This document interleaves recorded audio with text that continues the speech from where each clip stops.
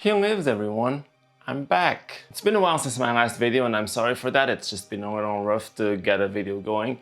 I'm on vacation right now, so that's why I'm able to make this one. And we're actually a little bit past the midpoint of this year, and something that I did want to do was talk about the games that I've completed this year so far, because I play a lot more games than the ones that I talk about on this channel. And so I thought it'd be a fun idea to just make a video going over all the ones that I've beaten and just giving a short review of each one. So let's get started. So first one on the list is Tomb Raider 1 through 3 Remastered on Nintendo Switch. Sorry about all these used game stickers. But yeah, I got this actually last year, and the first game in the series I actually beat still in 2025, but the trilogy as a whole, I completed it this year.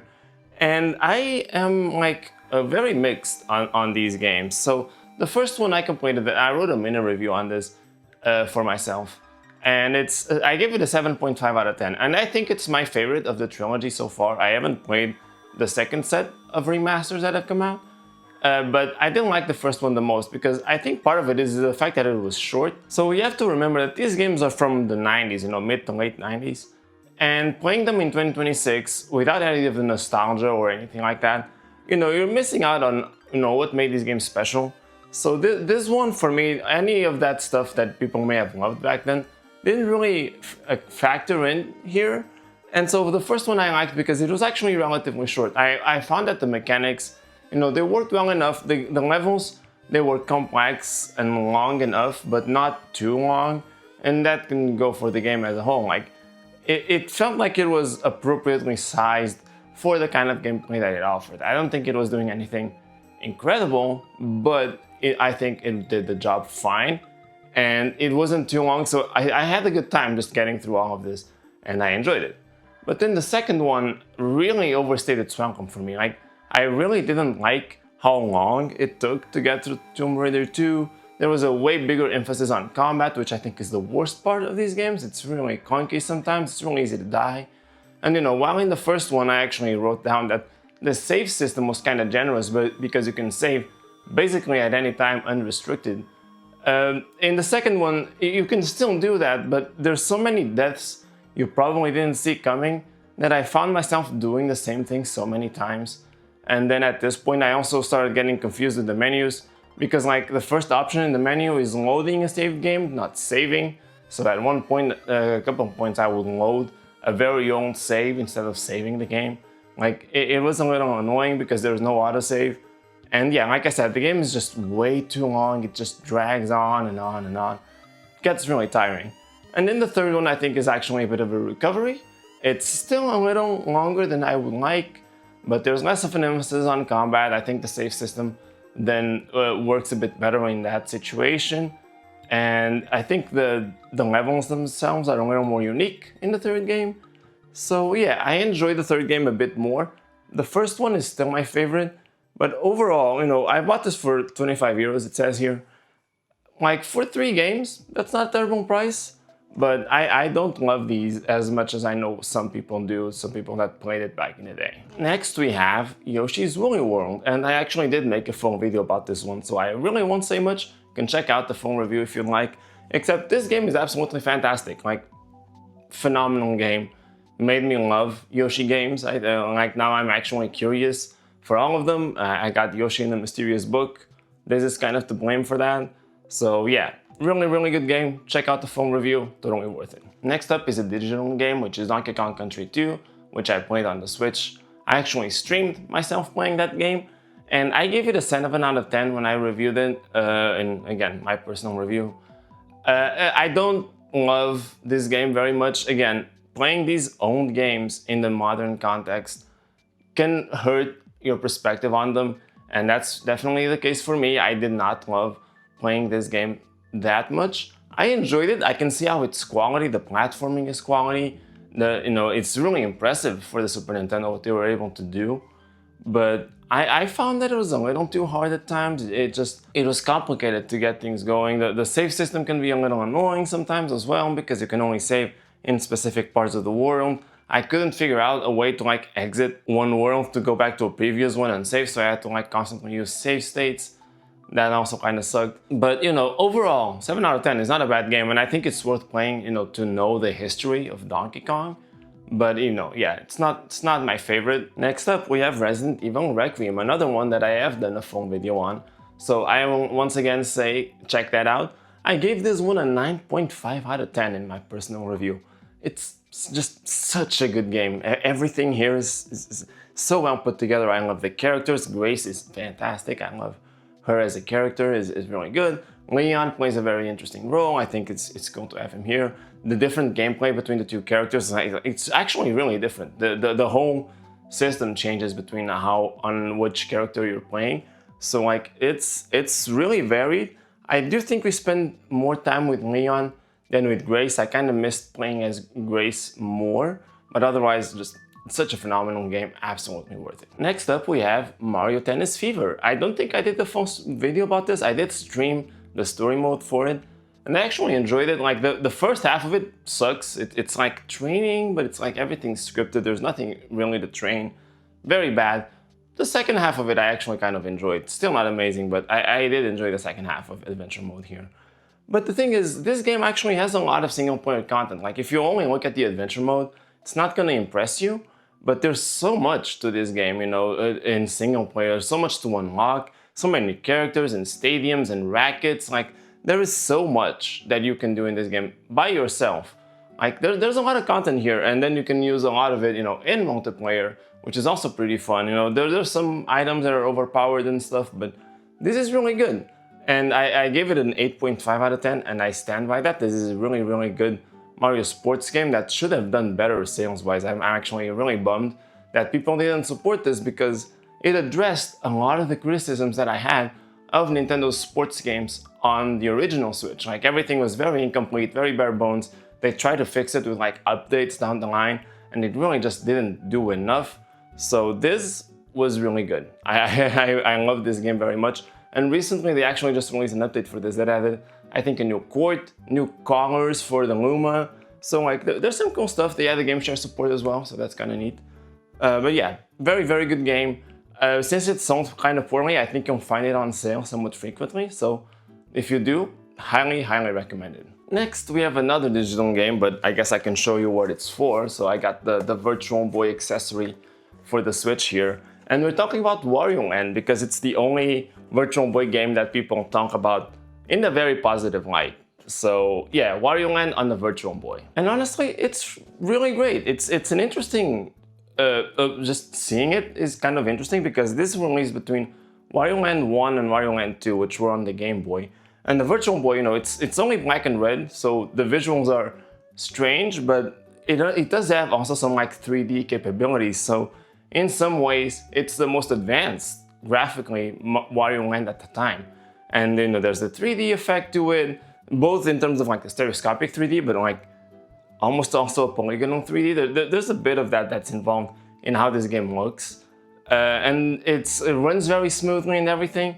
And it's just a fun game. It's very similar to the other Wario Land games in the series, you know, especially the first one. Like I feel like they added a little more complexity to other Wario Land games, you know, later on. So this one doesn't have like the world map isn't as fleshed out or stuff like that, but it's still really, really fun to play. The basic mechanics of like finding things hidden in each level to progress to the next level and to unlock all the doors and everything, get all the power-ups. Like there's a lot to it that you still need to figure out, and it's just a really fun game. It's short, of course, for the time that is kind of standard. But yeah, if you're gonna play anything on the Virtual Boy, I would say Wario Land probably has to be it, because it's actually really, really fun. Next up we have Poke Park Wii on the Wii. Who would have thought? So Poke Park Wii is weird. So like this is very clearly just a kid's game. It's so basic. Everything about it is so basic. It's just like the mini games are really easy. The gameplay itself for playing those mini games is super, super basic. Like there is nothing here that offers depth, and yet the way the game is crafted like shows a lot of care. Like you have a lot of animations and really well put together models and stuff. Like there's a lot of stuff here that you don't see in other Pokemon games of the time. They put a lot of work into, like I said, the animations, the visuals. Like it looks good for the Wii. There's a lot of I guess variety, you'd say, and not even variety, it's just like, you can tell that there's effort put into this game, surprisingly. But it's not in the gameplay. Like, I can't recommend anyone like my age or an adult at all actually play this unless you really just want to see Pokemon interacting with each other. Yeah, like that's kind of it. Like, it's a super basic game. I somehow give it a 7 out of 10 though. And it's like, it really is like, you can tell that there's care in the visuals and the animations, like the things that you can do in a way, like even though they're really basic, there's care put into it. And that, I keep saying that word because I don't know how else to put it. Like, the game is super basic, there's nothing special to it, and yet it doesn't feel like a lazy job. So I think if you can find it for really cheap, just check it out, but it's not a great game, really. Next up is another digital thing, and one I've actually made a video about, which is the DLC for New Super Mario Bros. Sorry, not New Super Mario Bros. Just Super Mario Bros. Wonder. And I've talked about that. I would recommend checking out that video as well. But yeah, the DLC does make the game more complete and better, but at this point it makes the game also cost $80, when it feels like with the Switch 2 edition of Mario Wonder, it feels like it's the game it should have been all along. And so $80 for it just seems like a bit much, when I feel like the things it adds should have been there in the base game. So it's weird. It's worth it. It's a good package. But it's what it does to the game as a whole is not as positive as I think it should be. It's kind of weird to say, but yeah. Check out my phone video if you'd like to see more about that. Next up, we have Resident Evil 7 Biohazard. And I got this as part of the Resident Evil Generations pack that Capcom did for the Switch 2 with all 3 games, 7, 8, and 9. And this, I think, is my least favorite of the 3, but it's still really, really good. So this one has a weird setting where you're actually in the US in where is it, in Louisiana, I believe? And it's a strange setting. We're in this place out in the middle of nowhere, and there's this family, and it's really gross and stuff. It's not a bad, like, it's a great game actually, let me say that. It's a good game for sure.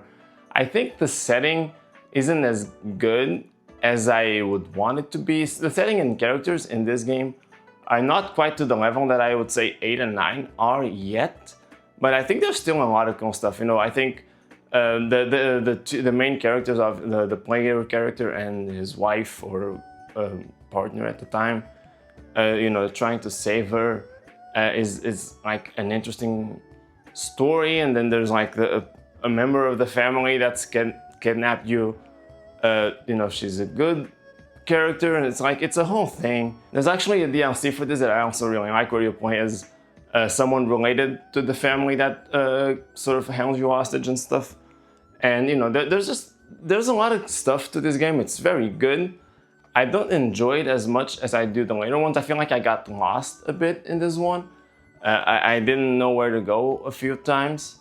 But yeah, it's a great game. All 3 of these games actually are great, but I would say this is my least favorite of the 3. Next up, another digital game, I have Metroid Prime 2 Echoes, which I played on the Wii U through that digital release of Prime Trilogy. And Metroid Prime 2 is very, very good. It keeps all the hallmarks of a Metroid game, a great Metroid game with a sense of exploration and progression, the things you unlock, and the way, you just become stronger. That's Metroid 101, really. And it's great in that sense. And I also really like that it has a lot of variety in the visuals without resorting to the super basic themes that a game like Metroid Prime 4 has, which there's variety there, but it's like themes that have been explored over and over. It's always the basic stuff every game does. You got the forest, the lava, the ice, and then the mines, which are super boring. Here, everything has a unique aesthetic. It looks interesting, but it's also not something that's been done to death. There's swamps and things like that. There's wastelands and stuff. I don't think they're all visually super appealing. I think the game actually looks very drab, which is one of the downsides, but they are unique. I think the downsides of this game is that progression feels a little bit slow. A lot of Metroid Prime games, you go through a few Samus suits, and here you spend a lot of time with the Dark suit. It doesn't really move on from that until very close to the end, and I actually think it's one of the ugliest Metroid suits I've ever seen. So yeah, I didn't really like that part. Again, it felt like it dragged a little bit. It was a little long. How long it took for you to progress properly. There's a bit of back and forth switching between the light and dark worlds that aren't super, like they're somewhat different between each other, but not completely different, you know. And again, I got lost a few times. So like I didn't enjoy feeling stupid. I don't like that when I'm playing a game. And this game made me feel that way a lot. So not my favorite. I would say this is my least favorite of the Metroid Prime games. I would put it slightly below 4, but it's still a good game. Like any Metroid game is fantastic, or almost any Metroid game. And this is still good, it's just not my favorite. Next, we have Pragmata, yet another one that I've done a full video on. And it's a 9 out of 10, another fantastic game. I recommend checking out that video as well. I think I've done a full video on it. I think it was a proper review. It may have been a hands-on, I'm not entirely sure anymore. But this game is just fantastic. I give it a 9 out of 10. And it's so good, like everything about it, the combination of the action sequences I think are so good, because you have, shooting, which is kind of what you see most of the game when you're just looking at footage. But the puzzle aspect of it adds so much, having to solve these puzzles to open up the weak spots for enemies so you can shoot them and deal way more damage. It is so crucial to the game, and it adds this layer of tension and rush, like you have to do all of this quickly to do more damage. And it seems like it would be overwhelming, but it really isn't. And like once you learn it, like they introduce things very slowly so it doesn't get too complicated too quickly, and it just feels so rewarding to do each time. The core gameplay loop is so good here. And then the relationship between Diana and the main character is also very endearing. Like I feel like I've said all of this, so like this game is so good and one of my favorites of this year so far, and it's sort of cheap compared to most AAA releases, so super recommended. It's just such a fantastic game. Now back to another digital game. We have Metroid Prime 3, which I also completed recently, somewhat recently. And this one, I think, is a recovery from Metroid Prime 2. I don't know how controversial that opinion is, but I actually like this one a bit. For one thing, the visuals, I think they leveled up a lot, surprisingly, considering the GameCube and the Wii are not that different. I think the visuals in Metroid Prime 3 are way more interesting. I think they have the variety like 2 had. They have, I would say, even more so, and they still don't resort to those basic themes. There's things like a sky town, there's like a thing in the sky, there's, I guess, I don't even know, I don't remember everything, but there's so many different environments in Metroid Prime 3, and they look way more unique. The fact that you're now exploring multiple planets, I think, opens up that possibility of way more different environments between each of them. And that way you get a lot more variety. There's so much cool stuff going on in all these places. It looks great. I think the game as a whole looks more vibrant. I think like Samus's suit looks more vibrant, the ship and everything just looks punchier, and I really like how it looks. It doesn't feel like it overstays its welcome nearly as much. I feel like the progression is more consistent. Even like I was saying about the suit, the progression with that is also more consistent. There's just more going on in Prime 3. And there's more characters, like, you don't get that sense of isolation that Prime 2 and a lot of people like about the first 2 Prime games. You have other characters from the Galactic Federation. But I think that's also a natural evolution. Like, you're not always going to be super isolated. And like, when you're playing, you are still by yourself. It's just in the cutscenes that there's a story to be told. And so you interact with these other characters that are part of the Galactic Federation. And I think it adds an interesting new layer to the story and the characters as a whole. Like, it's good. It's a good evolution of the series. So I would say Prime 3 is my second favorite after the first one. I played the first Prime through the remastered, so I think it has a bit of a benefit with like the controls being more polished and just the visuals being so much nicer. So that it has a benefit there, but Prime 3 is still really good, so highly recommended. You can't buy the trilogy anymore on the Wii U. The physical edition on the Wii is probably like crazy expensive. So let's just hope Nintendo does a remaster of 2 and 3 as well, because I think they deserve to be played. And we're coming up on the end. Now we have Resident Evil Village, which is, also Resident Evil 8. I also really like this one. So this continues the story of 7 in a way. The setting is completely different. At first glance, there's nothing connecting these two games in terms of the themes, except it's the same main character, and you're still looking for your wife, Mia, I believe is the name. But the setting is totally different, and I think it's more interesting. It's a little less confusing. You're in this village. There's a little more, I guess, color to everything. Like, it's not just a single house. The 7 felt like a very confined space in a way. This feels more open, and there's more interesting characters as well. Of course, you have Lady Dimitrescu, which is that tall lady everyone knows from this game. But there's just a lot of there's more characters. I feel like more interesting characters. The world itself is more interesting, and just the way the story develops, I think, is also more appealing. It's good to see that progression, and I just like learning more about this world. Like, all of these games end up being connected. Like, Resident Evil games are good at having that connection between all of them, and so I think just further fleshing out this world is good. So I really enjoy Resident Evil Village. I prefer it to 7, but I still like Requiem more. And finally, the last game I just beat, like yesterday as of recording this, or 2 days ago, The Adventures of Elliot, The Millennium Tales. And I also give this a 9 out of 10. This game, I made a video about it last year when it was announced and they released the first demo. It was like a prototype demo. I was so excited for it. Then they had the prologue demo earlier this year. I believe I even streamed that. I might have streamed that. I'm not sure, but I also really enjoyed it. And so I played the full game. It took me close to 40 hours to finish it, and it's so freaking good. I'll probably make a full video about it, so I don't want to get too deep into it, but like, it involves you traveling between 4 eras, and you travel through time, and you have to do like, both main quests and side quests. And as you do things in these eras in this world, like, I think it's cool how the things you do in the past can then have repercussions in the future. And at first I thought that it was just like a side quest thing, but it plays a big role in truly finishing the game, because this game faked me out at one point. You'll see if you play it, but this game is so good. I love the visual style. HD 2D is one of the best things Square Enix has come up with. So I recommend this game wholeheartedly. It's such a good action RPG type game, but also with like a very strong influence from Zelda. Just so easy to recommend. Please check it out. And yeah, that's about it. I've talked about all the games I've beaten this year so far. You may have noticed that I didn't talk about Yoshi and the Mysterious Book, which I did make a video about as well. Yeah, I haven't finished that one. I am so sorry to say that. Like, I can tell the game is well made. It really is really well made. It's very clever.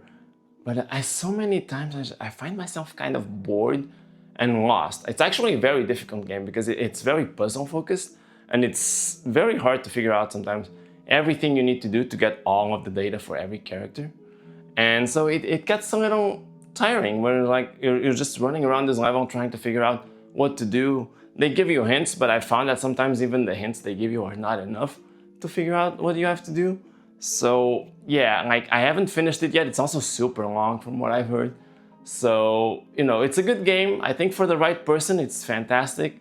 For me, it's just taking a while to digest it. And I'm prioritizing other things. I prioritized Elliot. Right now I'm playing Splatoon Raiders, so Yoshi will have to be pushed back again. But I will finish it, hopefully soon. And it is a great game. It's just, I think it's not for me. But yeah, that's about it for today. Thank you so much for watching. I hope I can come back to making videos somewhat regularly going forward. So please stay tuned for that. If you like this video, please subscribe, and I'll see you next time. Bye-bye.